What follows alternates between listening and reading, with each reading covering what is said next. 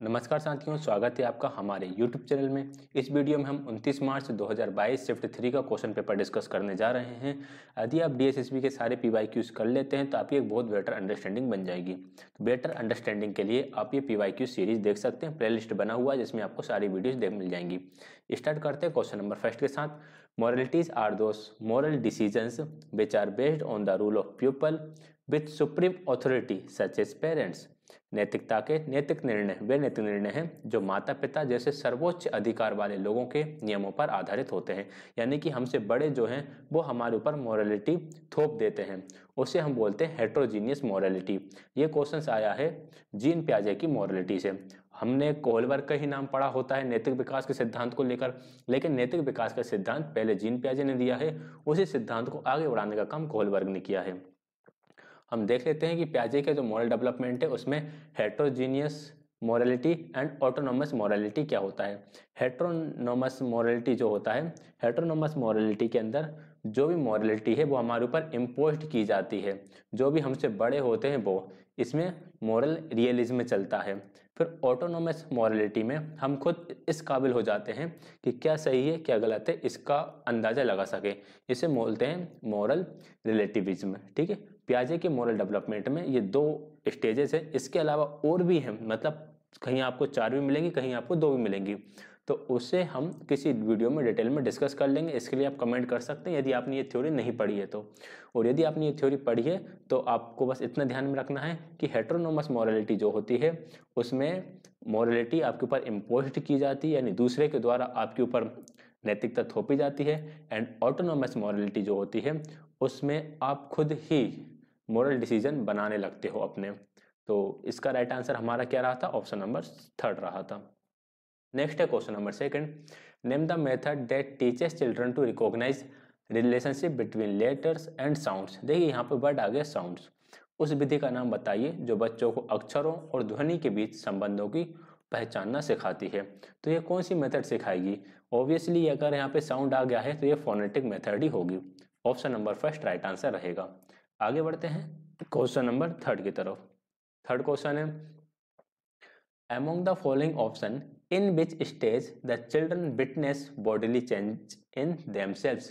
बच्चों के अंदर शारीरिक परिवर्तन सबसे ज्यादा किस अवस्था में, मतलब बच्चे देखते हैं इसको। ठीक है, बच्चे खुद ऐसा होता हुआ देखते हैं कि हमारी बॉडी में परिवर्तन आ रहे हैं। तो देखो अर्ली चाइल्डहुड की बात करें तो ये बहुत छोटे होते हैं, बच्चे खुद नहीं समझ पाते। बच्चे एडोलेसेंस में यानी किशोर अवस्था में अपने अंदर आने वाले परिवर्तनों को देखते हैं परिवर्तन होते हुए। तो option number D right answer रहेगा। आगे बढ़ेंगे क्वेश्चन नंबर 4 की तरफ। Students can prove that there will be same amount of paper even if it is torn into several pieces by tapping the pieces back together, this is called। देखो कुछ कागज के टुकड़े लिए, उनको काट दिया और काटने के बाद उनको जोड़ा, तो पहले जिस अमाउंट में था जुड़ने के बाद भी वह उसी अमाउंट में रहेगा। यानी चीज़ें कम ज़्यादा नहीं हुई, जिस अवस्था में थी उसी अवस्था में रहेगा। यानी पानी को एक बड़े बाउल से, मतलब लंबे बाउल से चौड़े बाउल में डालो या चौड़े से लंबे बाउल में डालो तो पानी की मात्रा सेम ही रहेगी। इसे हम बोलते हैं कंजर्वेशन यानी संरक्षण। मात्रा परिवर्तित नहीं होती।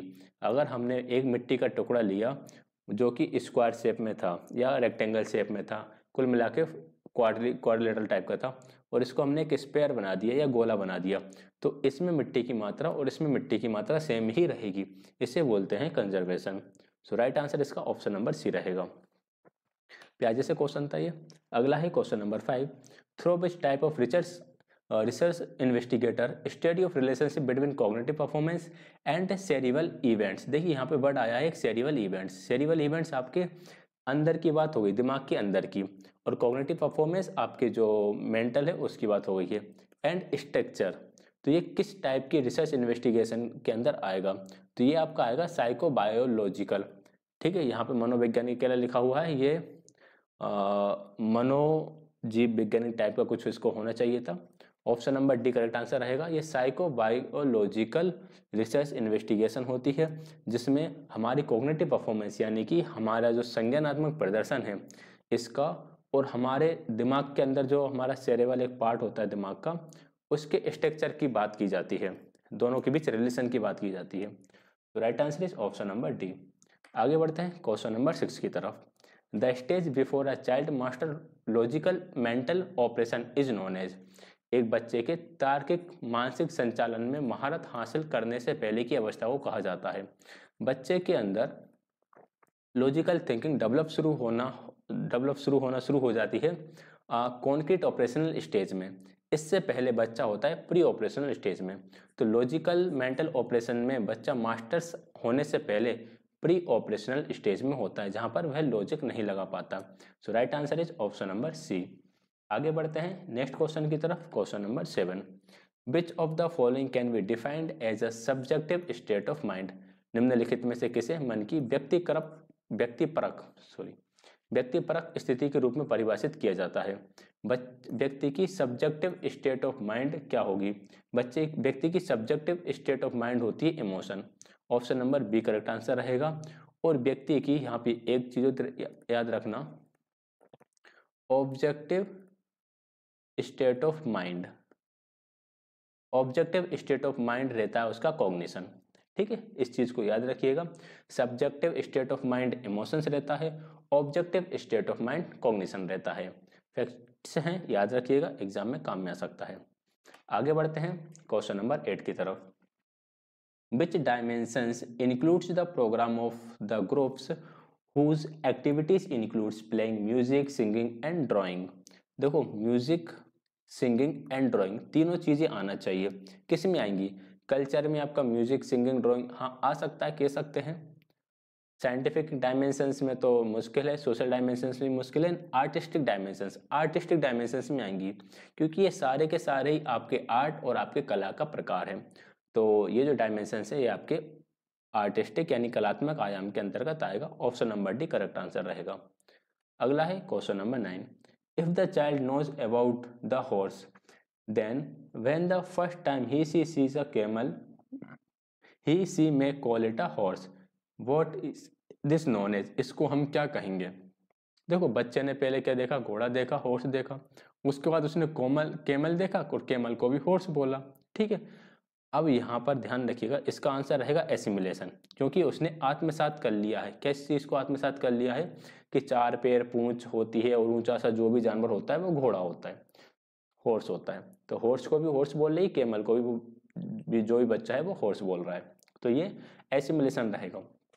अगर यहाँ पर कोई व्यक्ति होता जो उसे टोकता कि यार ये हॉर्स नहीं है, ये कैमल है, इसके ऊपर से कुबड़ निकली है, इसकी गर्दन थोड़ी सी आप देखो चेंज है, थोड़ी ऊंची है इसकी गर्दन, यहाँ पर बच्चा परिवर्तन करता तो फिर एकोमोडेशन में चले जाते। कुछ नहीं करा यहाँ पे परिवर्तन, हॉर्स को हॉर्स बोला, कैमल को हॉर्स बोला, सिंपल इतना ही क्वेश्चन था। तो हम एसिमिलेशन की तरफ जाएंगे, आत्मसात की तरफ। Option number B correct answer रहेगा। आगे बढ़ते हैं question number 10, whose theory of social cognitive development is complementary to Albert Bandura's social learning theory। social cognitive development theory किसने दी थी? वाइगोत्स्की ने दी थी। या हम कह सकते हैं कि किसका पूरा है ये? वेंडुरा की थ्योरी का ही पूरा। कि वेंडुरा ने बताया बच्चे समाज से सीखते हैं और उन्होंने बताया समाज से सीखते हैं, बस वो व्यवहारवादी थे, ये संज्ञानवादी आ गए। तो राइट आंसर रहेगा option number B, Lev Vygotsky. आगे बढ़ते हैं क्वेश्चन नंबर 11 की तरफ। Who believed that the role of satisfaction is the key to forming association। किसने माना संतुष्टि की भूमिका संघ बनाने की कुंजी है? बेंडुरा, वॉटसन, सिगमंड फ्रेंड या एडवर्ड ली थॉर्नडाइक।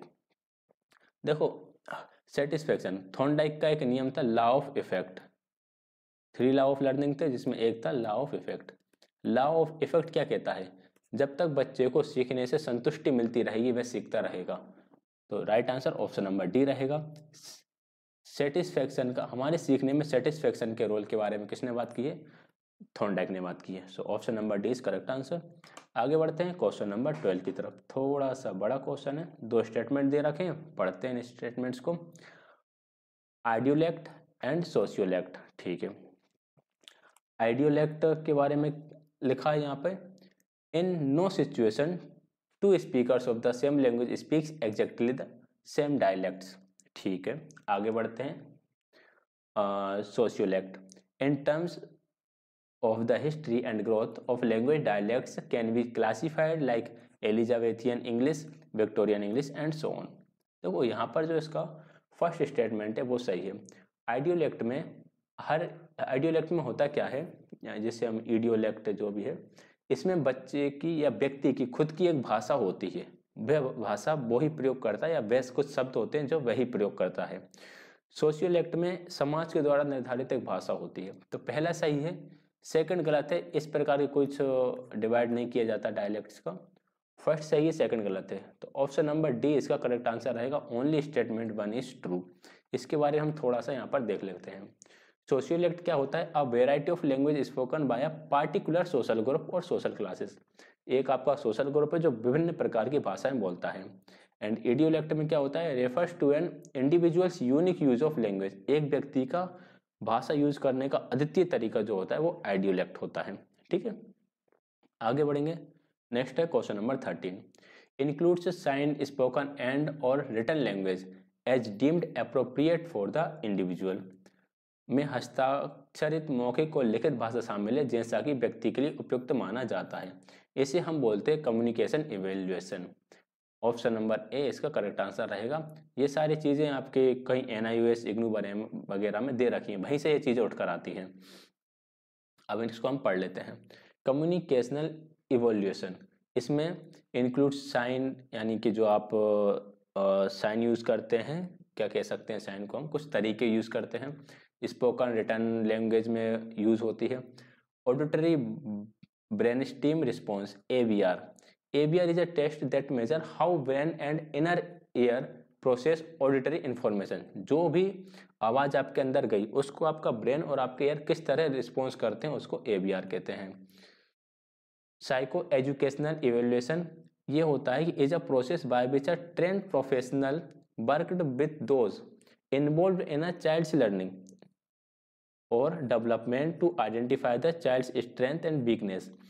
साइको एजुकेशनल इवेल्युएशन में उन लोगों पर रिसर्च की जाती है जो लोग बच्चों के विकास और अधिगम में सहायक होते हैं। जैसे कि अगर टीचर सहायक है तो टीचर के ऊपर रिसर्च करेंगे, ये जो सिखा रहा है उसके ऊपर रिसर्च करते हैं। Evaluation in education is the systematic process of assessing various aspects of educational system, includes students learning outcomes, education outcomes, curriculums, programs and strategies etc।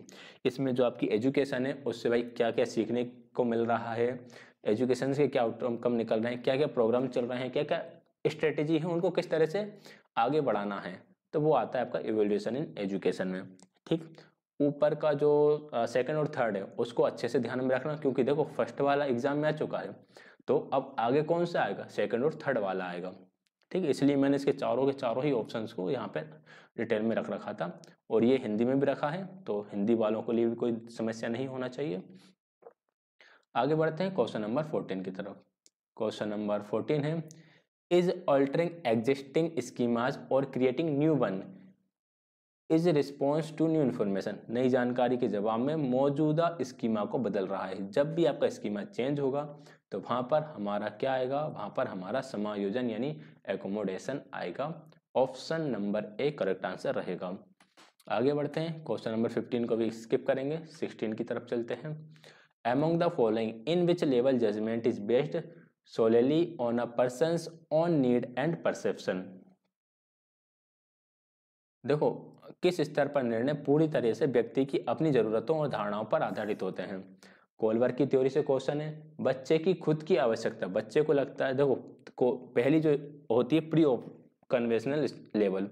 Pre conventional level पे दो स्टेज है, एक तो पनिशमेंट ओरिएंटेड रहती है और एक instrumental oriented रहती है या टिट फॉर टैट वाली रहती है।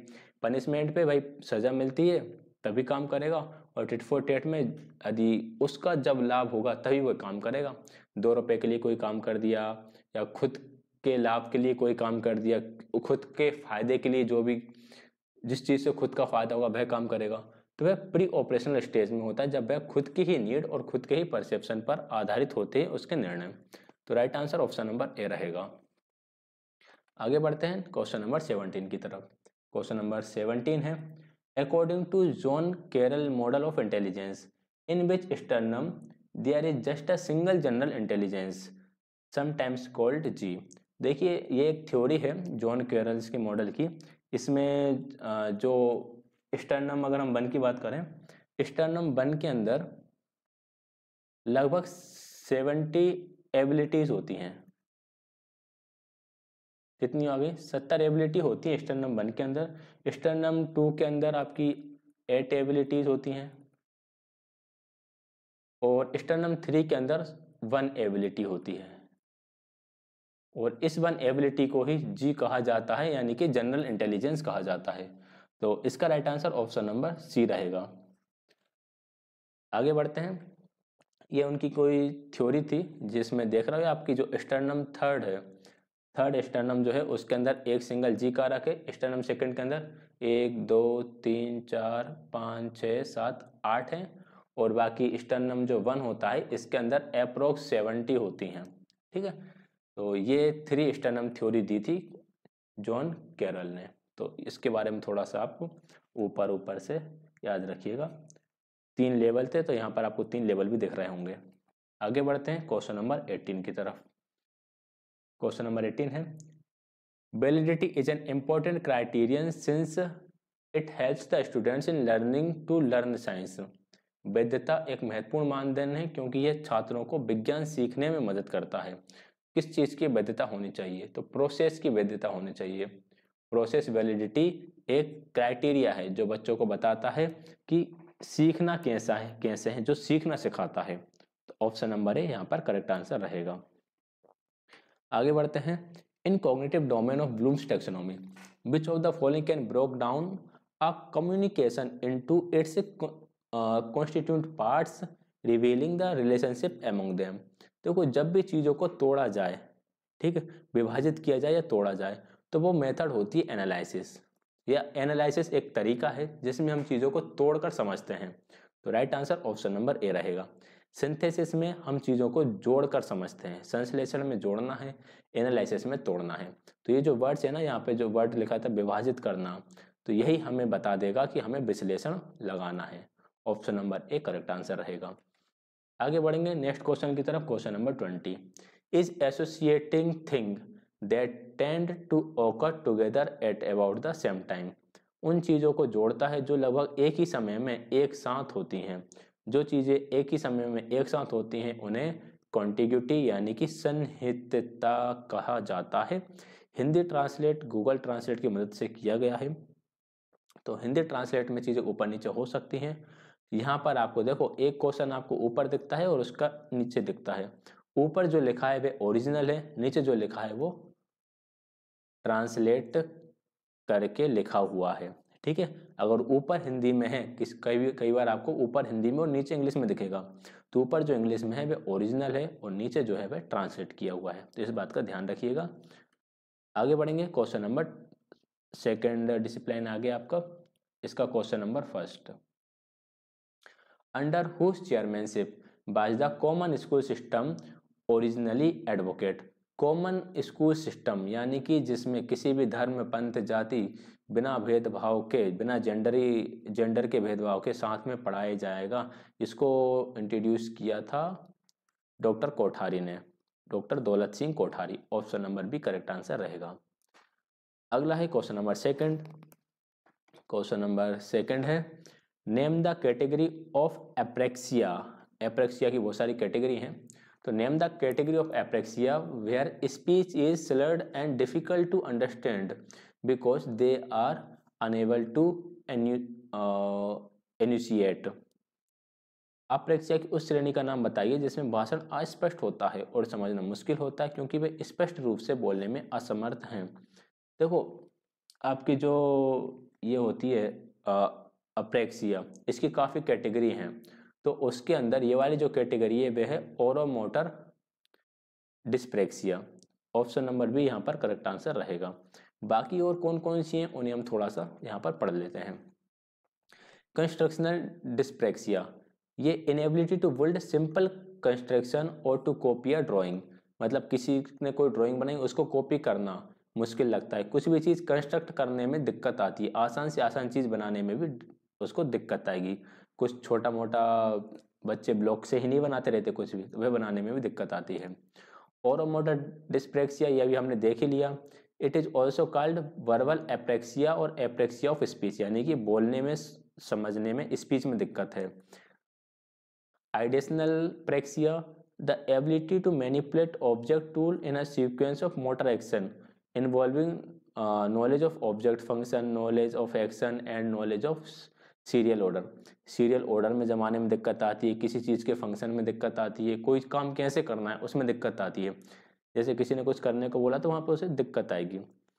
आइडियोमोटर dyspraxia is a neurological disorder that make it difficult to perform action when given a verbal command और asked to imitate an action.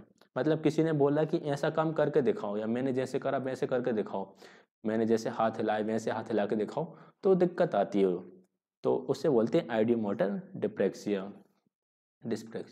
देखो अभी ओरोमोटर आ चुका है, तो बाकी के 3 आपके आ सकते हैं, तो उनको आप एक बार देख लेना। अगला है question number 3, has no permanent place of settlement. का कोई स्थानीय निवास नहीं होता। किसका कोई स्थानीय निवास नहीं होता? जो नोमैडिक होते हैं यानी खाना बदोश होते हैं, इनका कोई स्थानीय निवास नहीं होता। एग्रेरियन जो होते हैं, ये कृषि समाज होता है जो खेती पर पूर्णतः निर्भर होता है। इंडस्ट्रियल जो आपके उद्योग पर निर्भर होता है।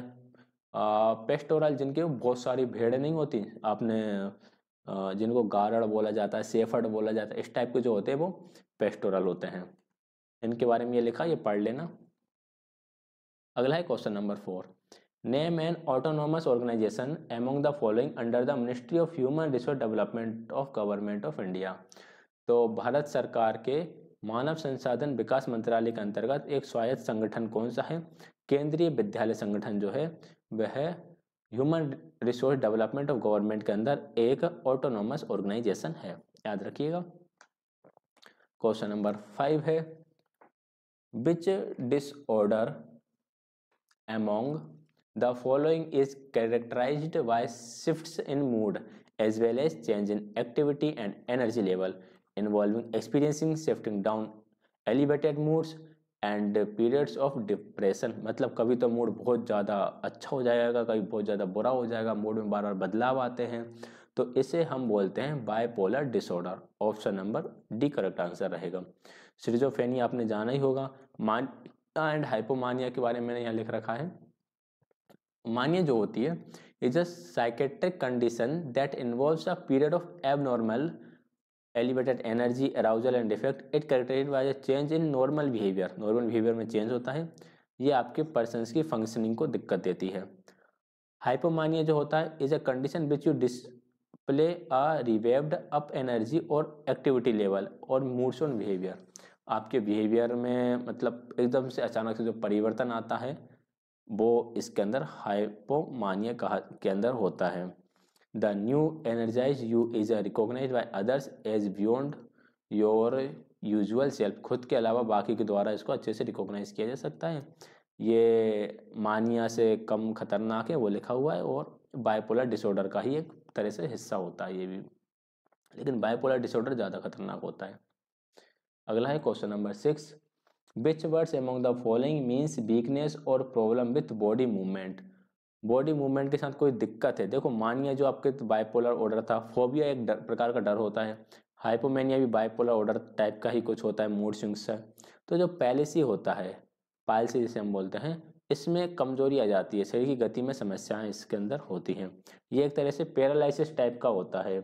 इसमें आपकी बॉडी मूवमेंट को दिक्कत आ सकती है, आप फीलिंग्स लूज कर सकते हैं कि आपके पैर की उंगली कुछ फील ही नहीं कर रही है, आपके मूवमेंट अनकंट्रोल्ड हो जाते हैं, तो ये पॉलिसी में होता है।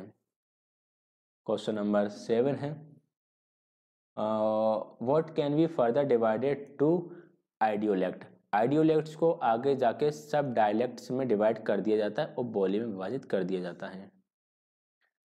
क्वेश्चन नंबर 8 है, is used to measure gender balance in a given situation, can aid in achieving gender equality but in not the goal in और इटसेल्फ। देखो आप जेंडर बैलेंस को मेजर करने की जो टेक्निक है उसी को जेंडर पैरिटी कहते हैं, लैंगिक समानता कहते हैं, कि बॉयज गर्ल्स या मेल फीमेल कितने हैं, इसको मेजर करना जेंडर पैरिटी कहलाता है। Option number C correct answer रहेगा। क्वेश्चन नंबर 9 है, all the learning which is planned और guided by the school whether it is carried on in groups और इंडिविजुअली इनसाइड और outside the school is known as. देखो school में जो भी कुछ हो रहा होता है, स्कूल के अंदर, स्कूल के बाहर जो भी सब कुछ हो रहा है वो सारा आपके करिकुलम का यानी आपके पाठ्यक्रम का भाग होता है। So option number C is the correct answer. Next है question number 10, which of the following is not an objective of SUPW। SUPW क्या है इसको हम देखेंगे। डिग्निटी ऑफ लेबर इसका हिस्सा था, प्रोडक्ट एफिशिएंसी इसका हिस्सा था, अवेयरनेस ऑफ सोशल प्रॉब्लम्स इसका हिस्सा था, एनहेंस न्यूमेरिसी स्किल इसका हिस्सा नहीं था। तो option number C correct answer हो जाएगा। SUPW क्या है, सोशली यूजफुल प्रोडक्टिव वर्क्स, और ये हैं इसके उद्देश्य। Develop life skills such as problem solving and communication, ऐसी स्किल्स विकसित करना, समस्या समाधान और संचार और टीम वर्क टाइप की। To promote social awareness, social awareness को प्रमोट करना है। Empathy and a sense of responsibility toward society and the environment, भाई पर्यावरण और समाज के प्रति आपका जो दायित्व है उसको बढ़ाना है। To encourage creativity, innovation and self expressions, सृजनात्मकता, नवाचार और खुद को एक्सप्रेस करना, इन सबको बढ़ावा देना है। To foster national integration and cultural awareness, भाई राष्ट्रीय एकीकृत एकता और आपका जो कल्चर है उसके बारे में जागरूकता उत्पन्न करना है। To impact basic technical and vocational skill, मतलब आपका जो नॉर्मल छोटी मोटी टेक्निकल चीज़ें हैं वो और व्यावसायिक कौशल्स को बढ़ावा देना है। To provide a platform for students to engage in community service, भाई उनको प्रमोट करो बच्चों को कि जो सामुदायिक कार्य हैं उसमें वो भागीदारी लें। And contribute to local community, जो आपकी लोकल कम्युनिटी है यानी कि आपके आसपास का जो भी समुदाय है उसमें कुछ कंट्रीब्यूट करें। तो ये सोशली यूजफुल प्रोडक्टिव वर्क के ऑब्जेक्टिव्स थे। अगला है question number 11, which of the following questions refers to face validity. देखो कुछ वैलिडिटी होती हैं, कौन कौन सी वैलिडिटी होती हैं। पहले लिखा है how well does the test measure what do you want it to, परीक्षण आपके द्वारा अपेक्षित माप को कितनी अच्छी तरह मापता है। ये निर्भर करता है कि आपका जो परीक्षण है यानी कि जो आपका टेस्ट है वह किस तरह से बना हुआ है। तो इसे हम बोलते हैं कंस्ट्रक्ट वैलिडिटी। ये हो गया आपका कंस्ट्रक्ट वैलिडिटी। सेकंड आता है does the assessment content cover वो do you want to assess, भाई जो आप एसेस करना चाहते हो क्या वो सब कुछ उसमें कवर किया गया है। इसे बोलते हैं कंटेंट वैलिडिटी कि भाई पूरा कंटेंट उसके अंदर है या नहीं। तो ये कंटेंट वैलिडिटी हो गई। Are you measuring what you think you are measuring, भाई जो आप मेजर कर रहे हो क्या वही मेजर कर पा रहे हो। तो इसे हम बोलते हैं क्राइटेरियन वैलिडिटी, मतलब जो क्राइटेरिया है उस क्राइटेरिया को ये पूरा कर रहा है या नहीं कर रहा। Do the assessment items appear to be appropriate, भाई जो भी मूल्यांकन आइटम है वे सारे उचित हैं क्या नहीं। इसे बोलते हैं फेस वैलिडिटी। हमसे यहाँ पे फेस वैलिडिटी पूछा गया था तो ऑप्शन नंबर डी यहाँ पे करेक्ट आंसर हो जाएगा। आगे है ये यहाँ पे लिखा हुआ है कंस्ट्रक्ट वैलिडिटी, मतलब does the test measure the concept that is indeed to measure, भाई जिस चीज़ को मेजर करना था वो चीज़ है क्या नहीं। कंटेंट वैलिडिटी, भाई उसको पूरी तरीके से रिप्रेजेंट करा है क्या नहीं। Face validity, that the content of the test paper be suitable to its aim, मतलब जिस उद्देश्य की प्राप्ति के लिए उस कंटेंट को बनाया वो उस उद्देश्य को प्राप्त कर रहा है या नहीं। Criterion validity, does the resultant accurately measure the concrete outcomes they are design to major.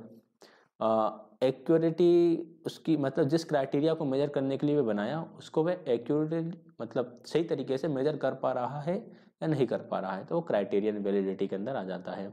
Question से ही याद रखना, उसी से समझ में आएगा, ऐसे आप दिमाग लगाओगे कंफ्यूज हो जाओगे। एक एक बार क्वेश्चन पढ़ना और उनकी वैलिडिटी को याद कर लेना। अगला है question number 12, name the theory that emphasize cognitions, conceptual learning, information processing, conscious experiences, organizing, story and retrieving of information, reasoning and problem solving। अब यहाँ पर सारी की सारी ही चीज़ें तो दे दी हैं, ये सारी चीज़ें किस थ्योरी के अंतर्गत आती हैं। देखो इसमें हो क्या रहा है, एम्फेसाइज कॉग्निशन आपके संज्ञान पर बात चल रही है, कॉन्सेप्चुअल लर्निंग, इंफॉर्मेशन प्रोसेसिंग, आपके जो भी आप अनुभव कर रहे हैं वो, ऑर्गेनाइजिंग सॉर्टिंग इंफॉर्मेशन को रिट्राइव करना, रीजनिंग करना, प्रॉब्लम सॉल्विंग किसका भाग है? सारे के सारे आपके स्कीमा के पार्ट हैं। तो right answer option number C हो जाएगा। इंटरेक्शन थ्योरी होगी नहीं, बिहेवियर तो भाई ऊपरी ऊपर की बात करता है, सोशल लर्निंग थ्योरी भी नहीं है, सब कुछ आपके माइंड की ही बात है यहाँ पर। So option number C is the correct answer. अगला है question number 13। Operation blackboard is a centrally sponsored program which are started in 1987 immediately after the Rajiv Gandhi National Policy of Education which was introduced in the year।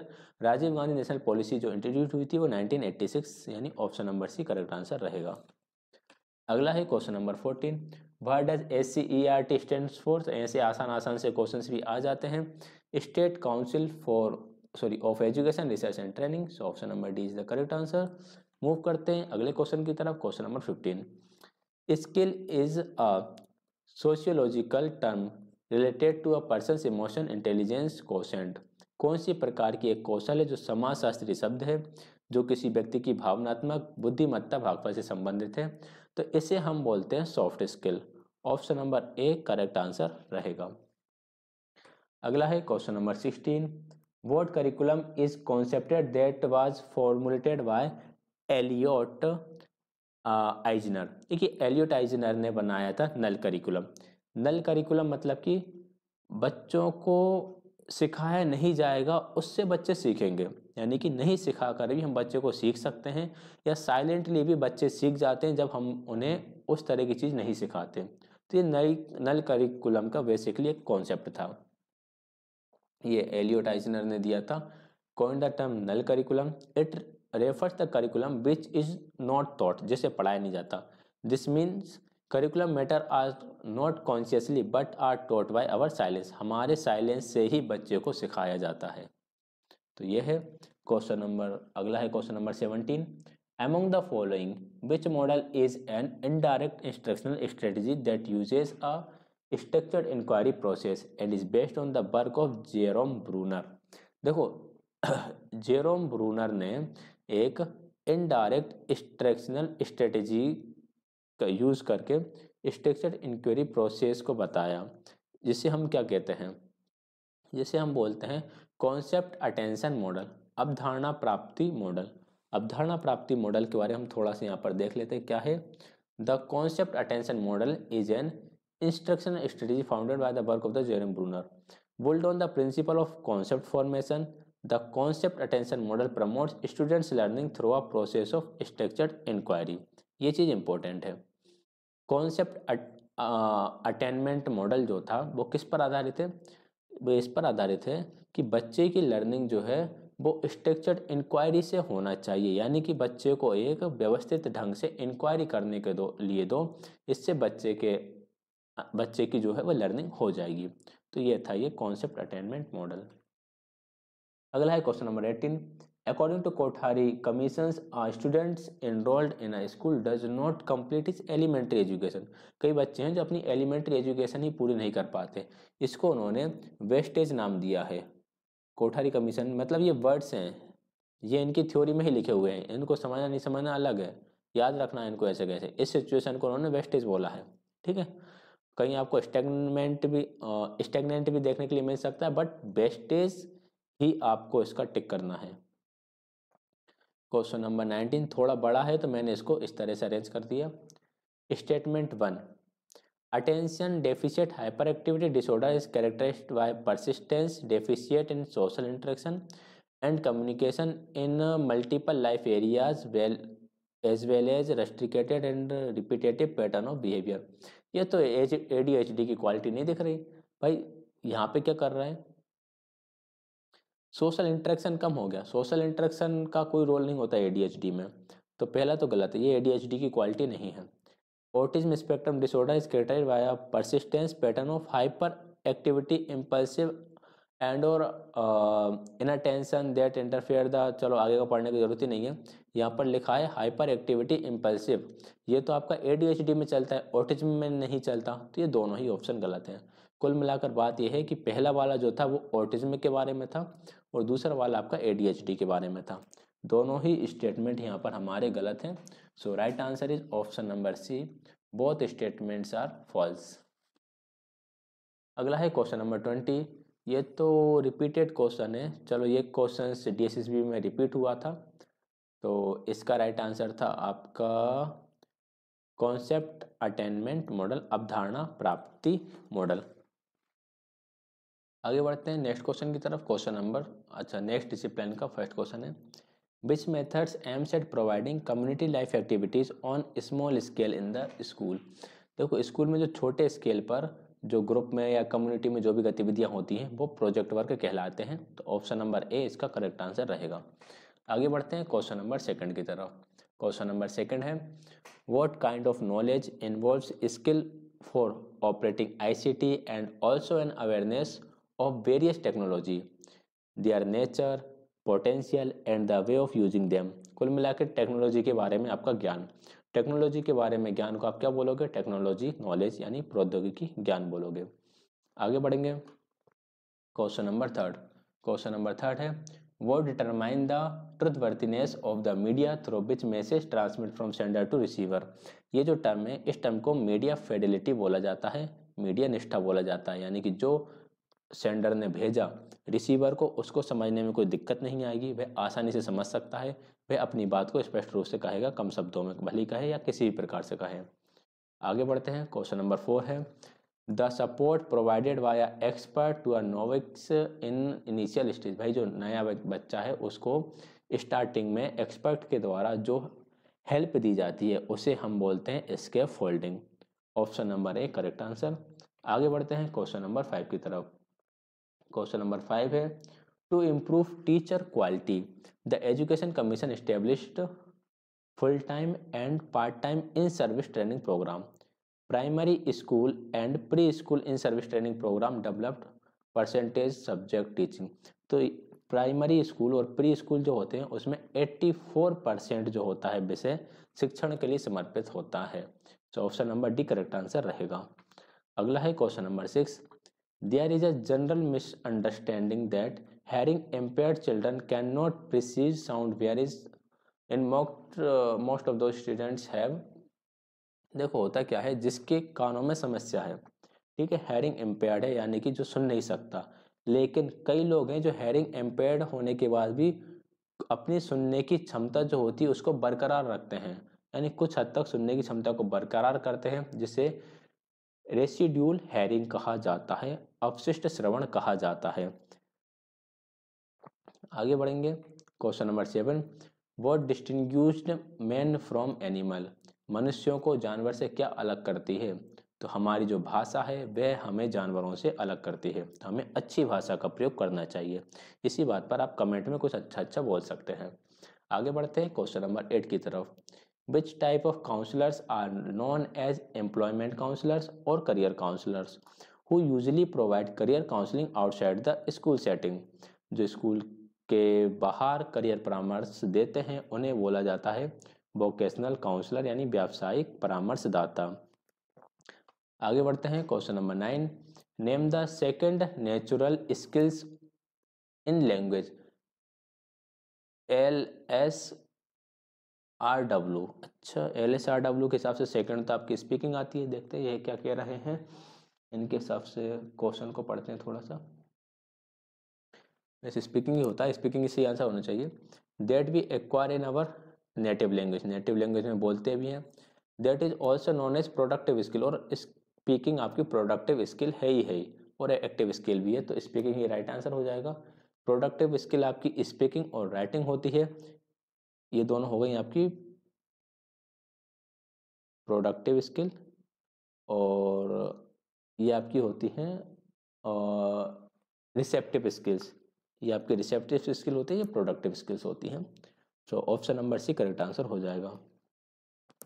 Question number 10 है, name the approach that proceed from abstract to concrete, general rule to particular और specific and formula to example unknown to known. सारी की सारी विशेषताएं इन्होंने यहाँ पर दे दी। ये सारी की सारी विशेषताएं आपकी डिडक्टिव अप्रोच यानी निगमनात्मक दृष्टिकोण की है। इन्हीं सारी विशेषताओं को अगर उल्टा कर देंगे तो इंडक्टिव अप्रोच बन जाएगी, आगमनात्मक दृष्टिकोण बन जाएगा।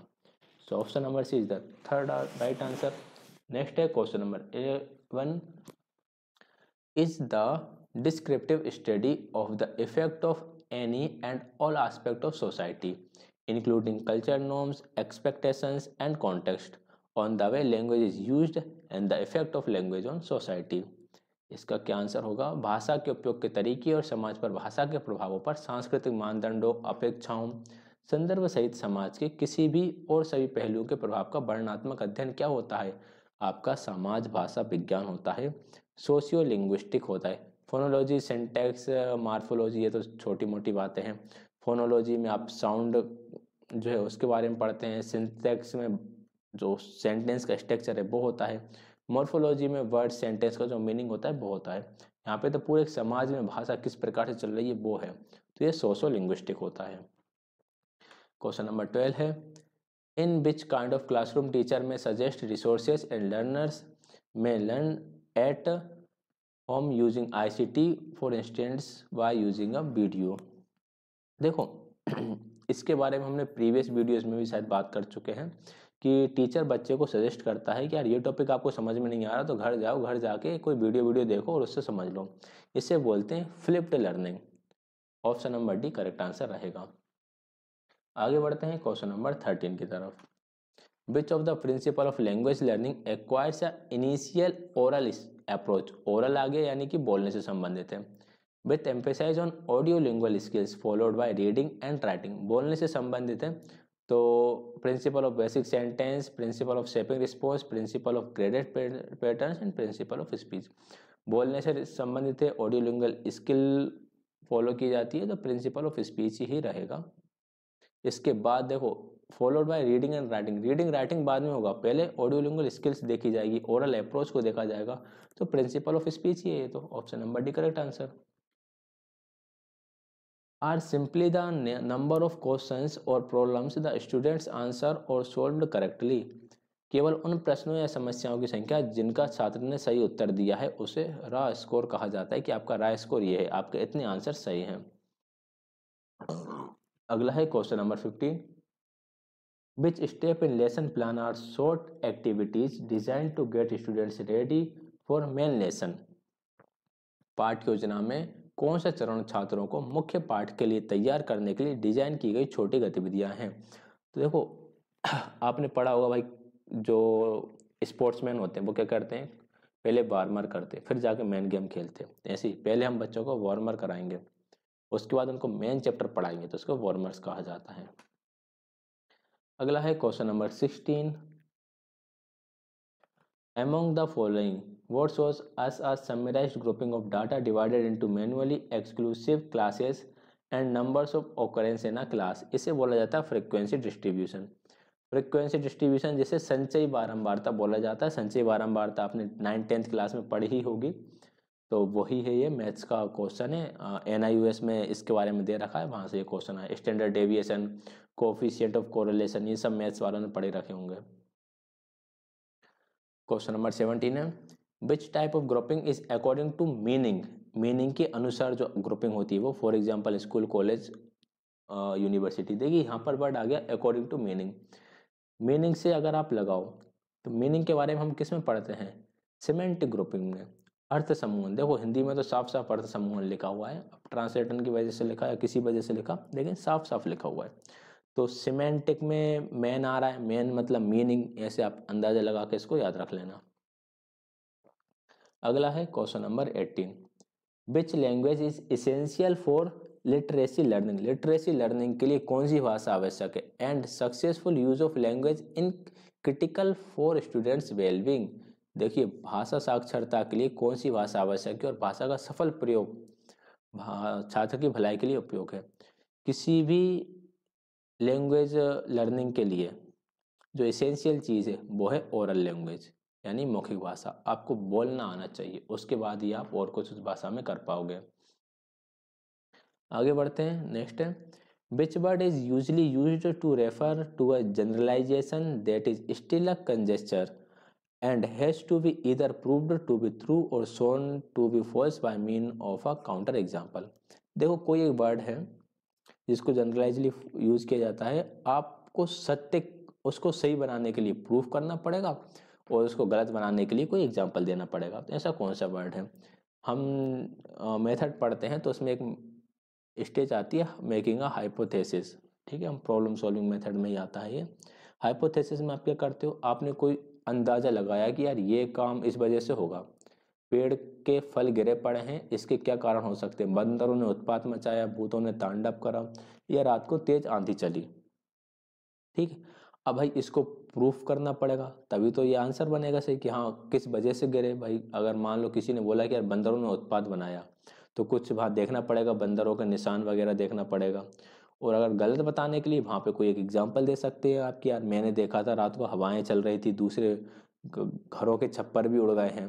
तो इस तरह से हाइपोथेसिस जो होती है वो एक जनरलाइजेशन है, जिसको या तो सही बताया जाएगा या गलत बताया जाएगा। सही बताने के लिए प्रूफ किया जाएगा, गलत बताने के लिए कोई काउंटर एग्जांपल दे दो, या गलत बताने के लिए भी आप प्रूफ कर सकते हो। तो ये हाइपोथेसिस होता है।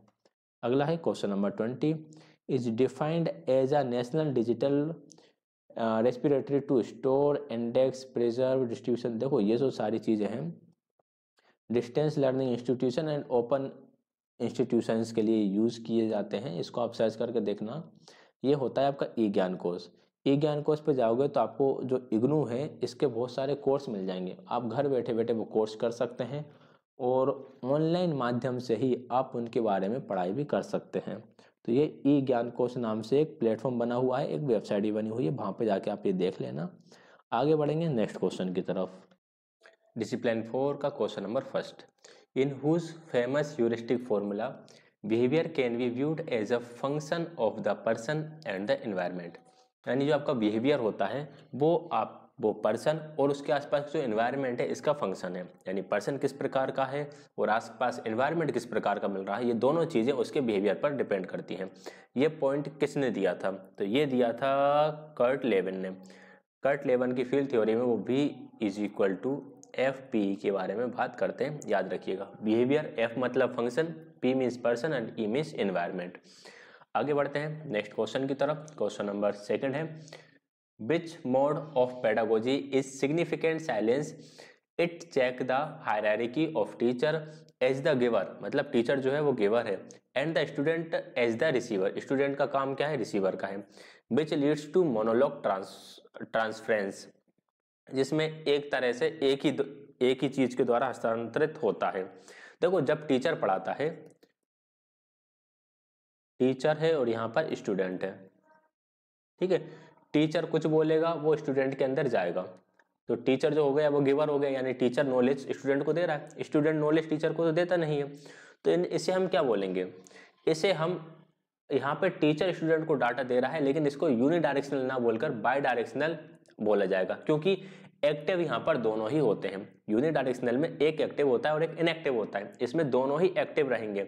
टीचर बच्चों को सिखाएगा, बच्चा कुछ ना कुछ उसका रिस्पॉन्स टीचर को देंगे, सेम डाटा नहीं देंगे लेकिन उसका रिस्पॉन्स देंगे। तो इसे हम बोलते हैं बाई डायरेक्शनल, यानी कि द्विदिशात्मक, जिसमें शिक्षक एक दाता का काम करता है, छात्र एक प्राप्तकर्ता के रूप में काम करता है, और यहाँ पे एक ही तरह से ट्रांसफर होता है, तो उसे बाई डायरेक्शनल बोलेंगे।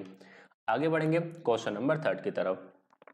What occurs when learners create impediment that make good performance less likely. क्या होता है जब शिक्षार्थी ऐसी बाधाएं खड़ी करते हैं जिससे अच्छा प्रदर्शन करना मुश्किल हो जाता है। देखो ये एक तरह से डिफेंस मैकेनिज्म का भाग है, ठीक, इसे बोलते हैं सेल्फ हैंडीकैपिंग, आत्म बाधा। इसमें होता क्या है, मान लो कोई एथलीट है और उसकी मान लो कल रनिंग वगैरह कुछ भी है, या उसका कोई भी high jump, long jump, wrestling वगैरह कुछ भी हो सकती है, तो बढ़िया मेहनत करेगा, अच्छी तैयारी कर ली उसने भाई, और कल टूर्नामेंट के लिए पूरी तरह से तैयार है। टूर्नामेंट के एक दिन पहले क्या करेगा, वो सोएगा नहीं, या अच्छे से खाना नहीं खाएगा, अच्छे से डाइट नहीं लेगा, तो उसने अच्छा प्रदर्शन करना मुश्किल हो जाएगा। उसने अपने सामने खुद ही एक बाधा खड़ी कर ली है। इसे हम बोलते हैं सेल्फ हैंडीकैपिंग। जब व्यक्ति खुद ही बाधा खड़ी कर ले, मान लो कोई स्टूडेंट है, साल भर उसने बहुत अच्छे से तैयारी करी और एग्जाम के पहले उसने कुछ पढ़ना बंद कर दिया या पढ़ाई करना छोड़ दिया, मस्ती मजाक में जाने लगा, तो इसे हम बोलते हैं सेल्फ हैंडीकैपिंग, जब व्यक्ति खुद ही बाधाएं उत्पन्न कर लेता है।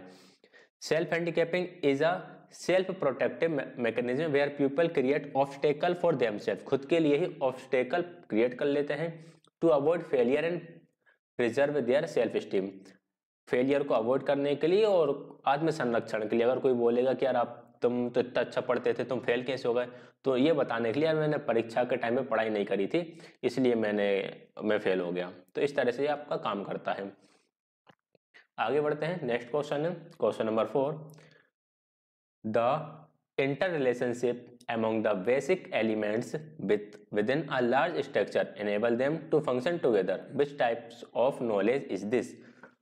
ये किस प्रकार का नॉलेज है ये बताना है आपको।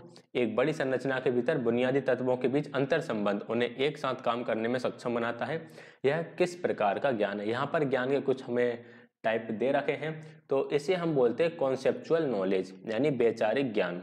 ये अलग अलग प्रकार के नॉलेज हैं, इनके बारे में हम थोड़ा सा डिटेल में पढ़ लेते हैं कि कौन सा नॉलेज किस तरह से काम करता है। सबसे पहले दिया हुआ है फैक्चुअल नॉलेज। फैक्चुअल नॉलेज क्या होता है?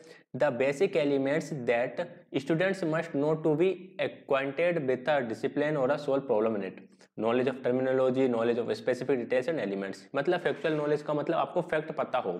कोई भी आप मान लो एक क्वेश्चन है, ये क्वेश्चन है 2x + 3y का होल स्क्वायर।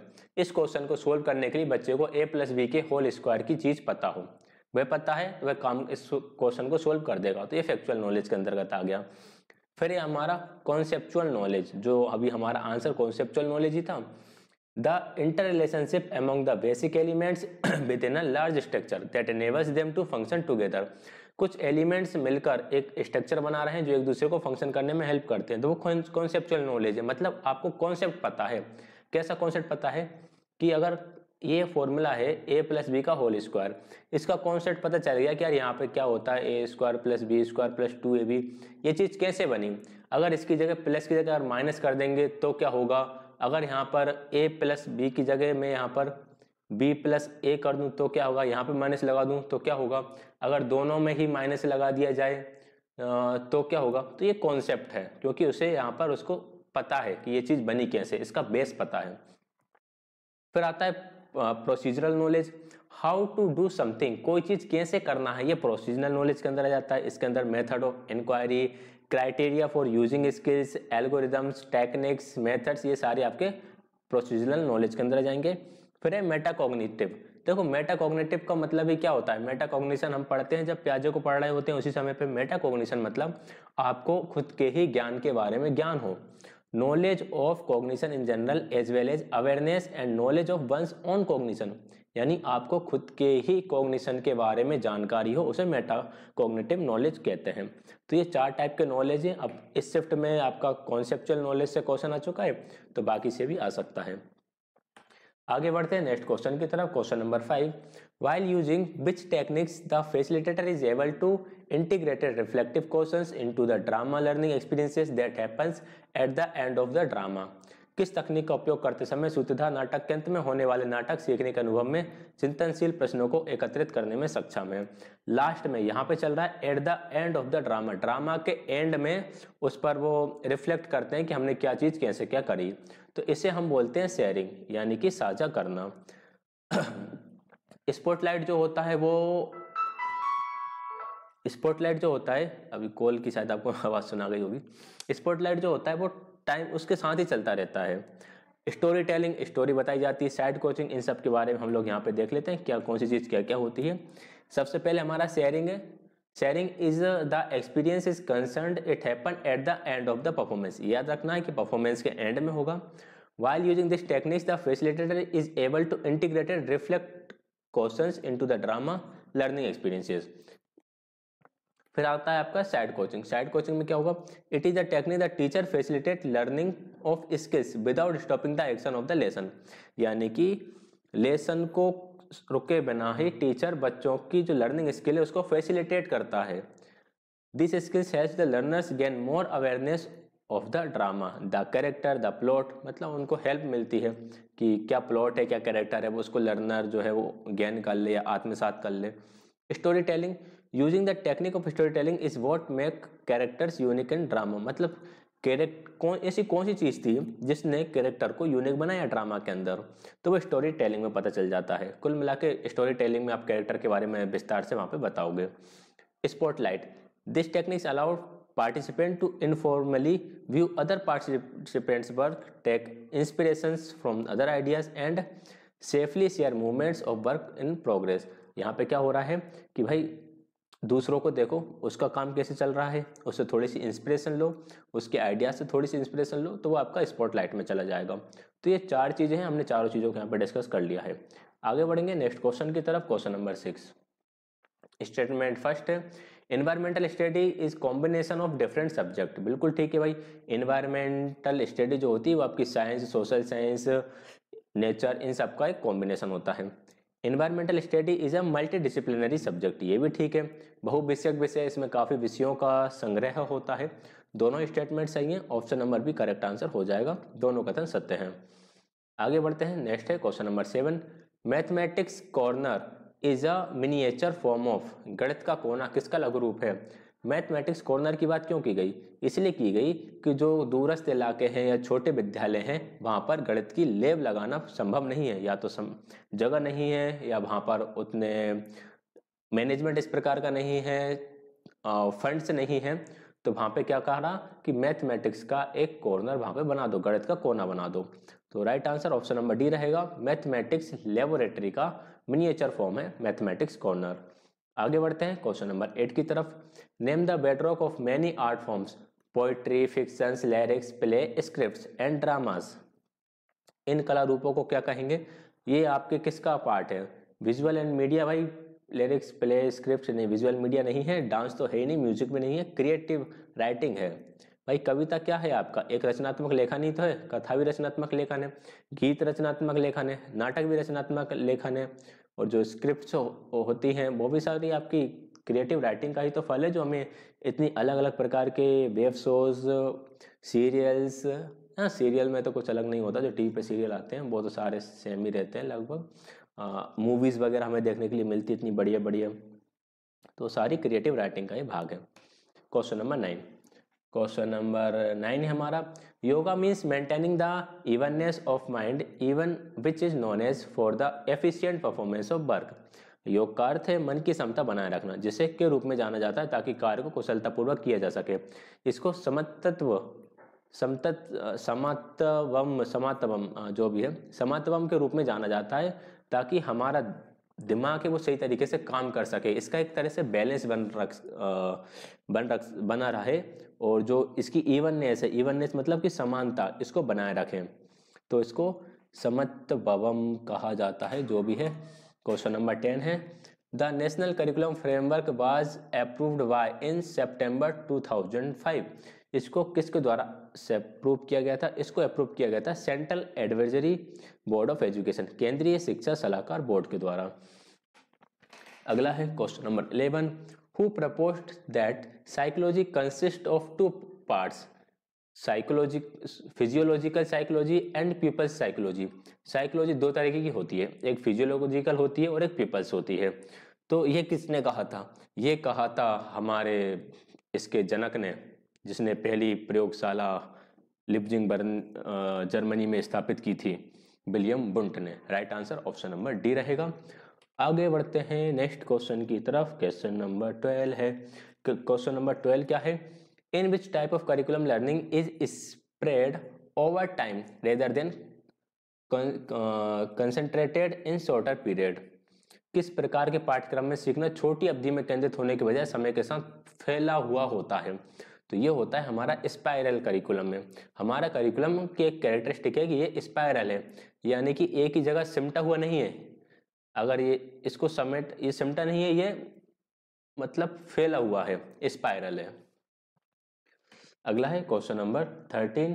क्वेश्चन नंबर 13 है, in a French word that means frozen picture that people create with their bodies. एक फ्रेंच शब्द है जिसका अर्थ है जमे हुए चित्र जो लोग अपने शरीर से बनाते हैं। अपने शरीर से बर्फ के चित्र बनाते हैं, ऐसा कुछ उल्टा सीधा काम करते हैं फ्रेंच के लोग या जो भी करते हैं। इसको टैबलॉक्स कहा जाता है। Option number C correct answer रहेगा। आगे बढ़ते हैं नेक्स्ट क्वेश्चन की तरफ। क्वेश्चन नंबर 14 है, is a innovative primary education programme of Eklavya a voluntary organization working in Madhya Pradesh since 1983। तो भाई ये इसे क्या कहा गया या किसका कार्यक्रम है? ये है प्राथमिक शिक्षा कार्यक्रम। ऑप्शन नंबर डी का राइट आंसर रहेगा। देखो क्रम कार्य लिखा है, एक प्राथमिक शिक्षक, यहाँ पे शिक्षक कर दिया तो ये गलत हो गया, यहाँ पे कर्तव्यता कर दिया तो ये गलत हो गया। Option number D correct answer रहेगा। प्राथमिक शिक्षा कार्यक्रम 1983 से मध्य प्रदेश में कार्यरत एक स्वैच्छिक संगठन एकलव्य एक अभिनव प्राथमिक शिक्षा कार्यक्रम है। अगला है क्वेश्चन नंबर 15। इसमें भी 2 ऑप्शंस दे रखे हैं तो देखते हैं। देखो इसको 2 इस तरह से नहीं रखा, ठीक। क्वेश्चन नंबर 15 है statement first, the social studies carry normative responsibility to create the widen the popular base of human values namely freedom, trust, mutual respects for diversity. बिल्कुल ठीक है भाई। सामाजिक अध्ययन मानवीय मूल्यों, स्वतंत्रता, विश्वास, विविधता, परस्पर सम्मान, लोकप्रियता बनाने, व्यापक सबकी जिम्मेदारी वहन करता है। बिल्कुल ठीक, स्टेटमेंट फर्स्ट आपका करेक्ट आंसर रहेगा। मैं क्वेश्चंस को जल्दी जल्दी पढ़ रहा हूँ क्योंकि टाइम नहीं है मेरे पास और आपके पास भी नहीं है, तो आप इसको वीडियो रोक के देख लेना, ठीक है। आपके पास पूरा क्वेश्चन आपके डिस्प्ले में दिखेगा ही दिखेगा। स्टेटमेंट सेकंड है, social science has a practical base regarding the utility of education which could be meaningful and necessary for society. It has a wider range of action. बिल्कुल सही है भाई। सामाजिक विज्ञान के पास शिक्षा के उपयुक्तकरण व्यवहारिक ज्ञान है, जो हमारा प्रैक्टिकल नॉलेज है वो तो हमें सोशल साइंस के माध्यम से मिलता है, जो कि हमारे समाज के लिए बहुत मीनिंगफुल है और नेसेसरी है। दोनों ही स्टेटमेंट सही है, दोनों स्टेटमेंट सही है, तो option number D correct answer हो जाएगा। दोनों कथन सत्य है। आगे बढ़ते हैं नेक्स्ट क्वेश्चन की तरफ। Question number 16, whose theory of evaluation says that we are born with the basis sets of emotions and the universality studies which point to the notion of universal emotion across culture। अच्छा। विकास का सिद्धांत किसके अनुसार दिया कि हम भावनाओं के मूल सेट के साथ पैदा होते हैं, और सार्वभौमिकता अध्ययन जो सांस्कृतिक सार्वभौमिकता की धारणाओं की ओर इशारा करता है। ये स्टेटमेंट है चार्ल्स डार्विन का। चार्ल्स डार्विन का सिद्धांत है कि हम भावनाओं के सेट्स के साथ पैदा होते हैं, और हर एक संस्कृति में, सार्वभौमिक संस्कृतियों में किस तरह से ये चीज़ें चलती हैं उसकी ओर इशारा करता है। तो फैक्चुअल टाइप का है, पॉइंट्स टाइप याद रखिएगा। वैसे डार्विन की तो हम बहुत थ्योरी पढ़ते हैं डायनासोर वाली, बट डीएसएसबी में ऐसे ही पता नहीं कौन सी थ्योरी थी, कहाँ था, बहुत ढूंढा, बड़ी मुश्किल से मिला इसका आंसर। डाबरोक चरक संहिता, ये बुक जो है चरक संहिता में किसके बारे में? इसमें माइंड, बॉडी एंड सोल के बारे में। Option number D correct answer रहेगा। क्वेश्चन नंबर 18 है, in which stage of project method identification of source and tool for the project is noted. परियोजना विधि के 3 चरण होते हैं, एक प्री एक्टिविटी स्टेज, एक फिर होती है एक्टिविटी स्टेज, और फिर होती है पोस्ट एक्टिविटी स्टेज। तो ये जो चीज़ें हैं, identification of source and tools for the project, ये आपकी आती है एक्टिविटी स्टेज के अंदर, गतिविधि चरण के अंदर। NIOS से सीधा उठाया हुआ क्वेश्चन है, इसका सबूत आपको यहाँ पे देखने के लिए मिल जाएगा। मैंने मेरी बुक का ही यहाँ पे स्क्रीनशॉट लगा दिया। Step of project method, pre activity stage में क्या होता है? Determining and planning for the various aspects of identified project resources, task, risk, challenges, outputs, documentation and reporting. ये सारी चीज़ें रहती हैं, मतलब आप निर्धारित करते हो और प्लान करते हो आपके प्रोजेक्ट के बारे में कि रिसोर्स कहाँ से मिलेंगे, काम क्या करना है, इसमें चैलेंजेस क्या क्या आ सकते हैं, आउटपुट क्या निकलेगा, डॉक्यूमेंटेशन, रिपोर्ट्स, बाकी सब। एक्टिविटी स्टेज में क्या करते हैं हम? आइडेंटिफिकेशन ऑफ सोर्स कहाँ से मिलेंगे, टूल्स फॉर द प्रोजेक्ट, जो सोर्स और टूल्स है वह कहाँ से हमें मिलेंगे उनकी पहचान करना, planning and working out of organisational details of the project, भाई जो भी प्रोजेक्ट है उसकी प्लानिंग करना और उस पर काम करना, ये भी आपकी एक्टिविटी स्टेज के अंदर आ जाएगा।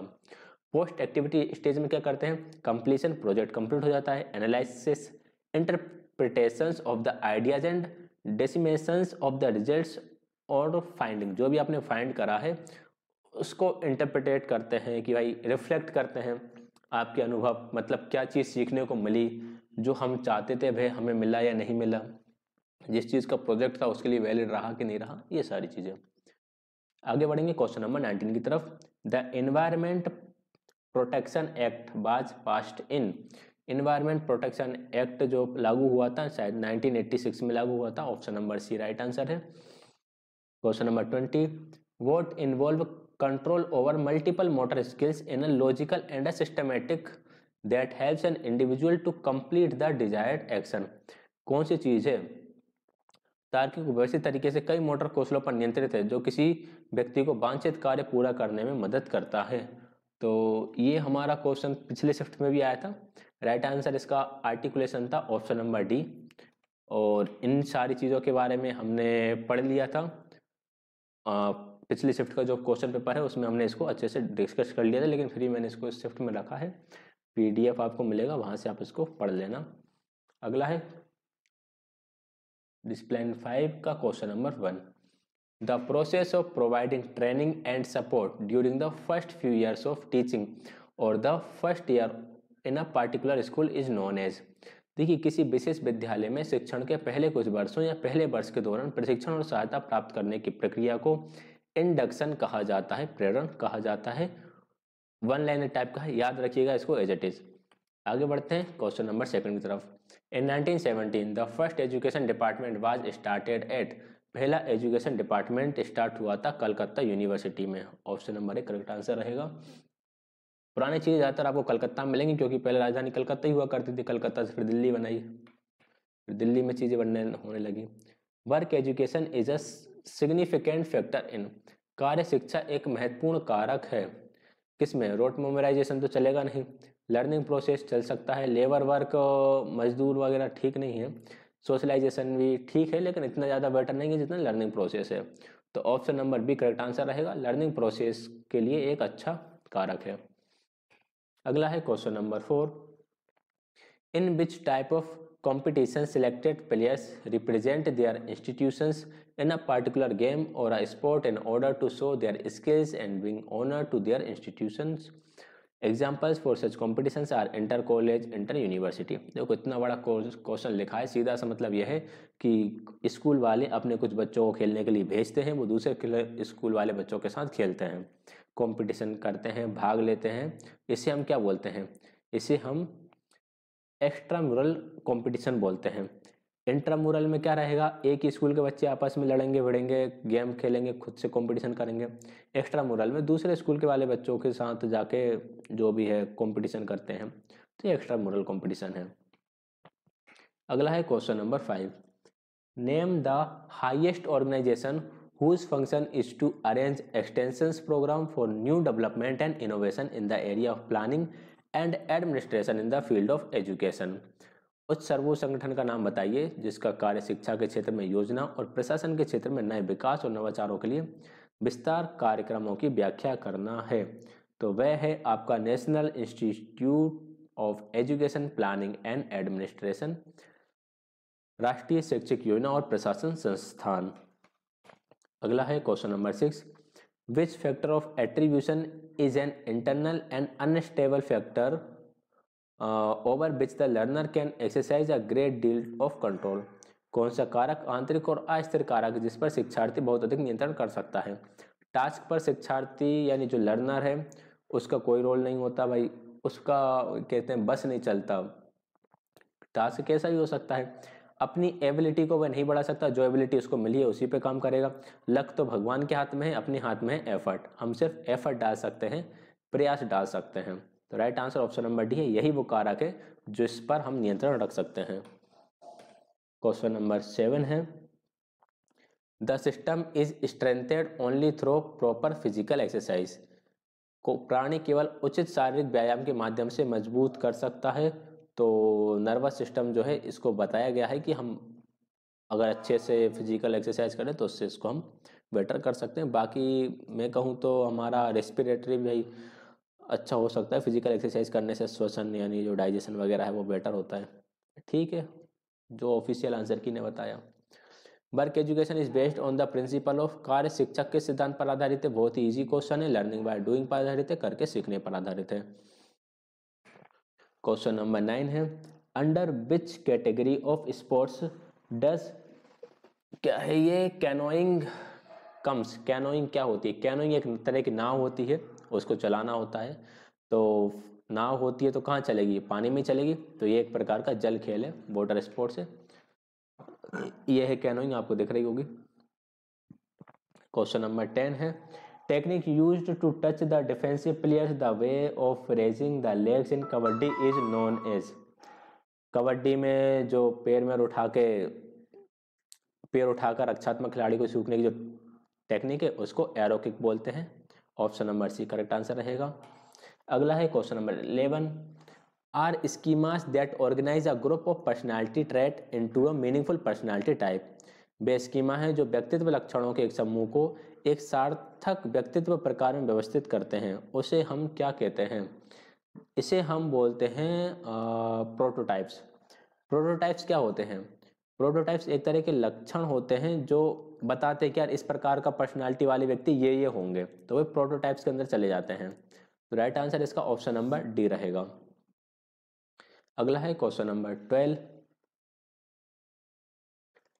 N is a scraping injury to the skin by which a loss of epidermis and dermis in the skin take place. कुछ नहीं है, ये फालतू का क्वेश्चन लिखा है। आपके कहीं भी ठोकर मोकर लगती है तो हाथ पैर खरच जाते हैं ना, फिसलते करते हैं, दीवार से रगड़ जाते हैं, खेलते टाइम घुटने छिल जाते हैं, तो उसको क्या कहा जाता है? उसको क्या कहा जाएगा? उसको कहा जाएगा एब्रेशन, यानी कि घर्षण। बस इससे ऊपर की खाल निकल जाती है, फिर थोड़ा सा खून आता है, ऊपर पपड़ी जम जाती है, फिर उसको हम धीरे धीरे से कुरेद कर निकालते हैं, वो सारी चीज़ें हैं।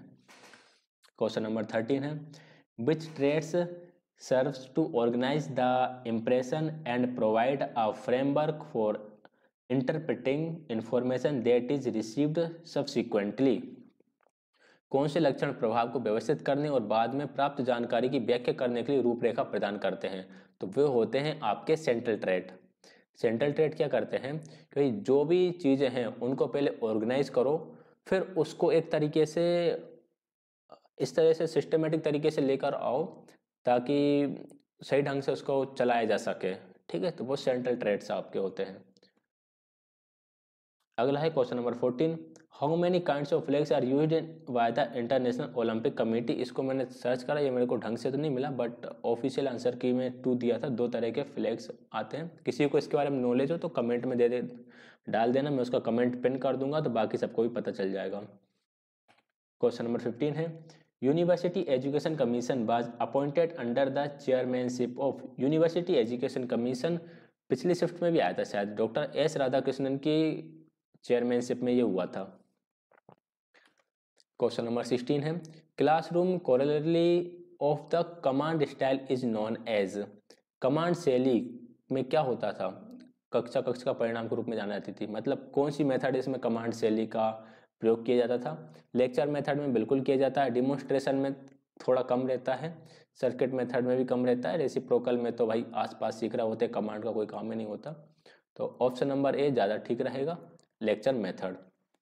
आगे बढ़ेंगे question number 17, during which stage of group development interpersonal conflict arise and difference of opinion about the group and it's goal will surface. देखिए कुछ स्टेजेस होती हैं आपकी ग्रुप डेवलपमेंट की, जब आपका ग्रुप डेवलप होता है तब। तो इसमें क्या चल रहा है? इंटरपर्सनल कॉन्फ्लिक्ट्स आते हैं। कैसे कॉन्फ्लिक्ट्स आते हैं? जैसे कि भाई 4 लोग हैं, एक ने कुछ आइडिया दिया, दूसरे ने कुछ और आइडिया दिया, तो अब दोनों आइडियाज़ के बीच में कॉन्फ्लिक्ट आ गया, तो इसे हम बोलते हैं स्टॉर्मिंग, यानी तूफानी होना। सब अपने अपने आइडियाज़ दे रहे हैं और उनके बीच में कॉन्फ्लिक्ट उत्पन्न हो रहा है कि भाई किस आइडिया को लेकर चलना, सबको लगता है अपना आइडिया बेस्ट है, तो उसको हम बोलते हैं स्टॉर्मिंग। तो option number C correct answer रहेगा। बाकी ये स्टेजेस होती हैं आपके ग्रुप फॉर्मिंग की, ग्रुप डेवलपमेंट की। सबसे पहले आता है आपका फॉर्मिंग। फॉर्मिंग पहली स्टेज है जिसमें ग्रुप फॉर्म होता है। स्टॉर्मिंग हमने देख ही लिया, सब अपने अपनी आइडियाज़ देते हैं और इससे कॉन्फ्लिक्ट उत्पन्न होता है।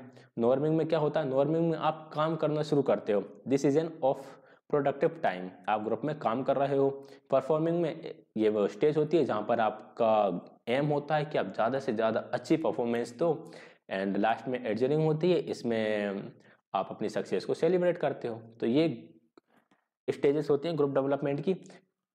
FSN MPA से याद कर लेना इसको। अगला है question number 18, which commission is known as the Sadler commission that suggested opening of post graduated department of education in universities. तो ये भी कलकत्ता यूनिवर्सिटी कमीशन का ही भाग है। Option number D correct answer रहेगा। अगला है question number 19, work education establish coordination in. कार्य शिक्षा किसमें समन्वय स्थापित करती है? कार्य शिक्षा हमारे दिमाग को हमारे हाथ के साथ जोड़ती है, हेड एंड हैंड। तो hand and brain, option number C correct answer हो जाएगा। हाथ और मस्तिष्क को ये जोड़ती है।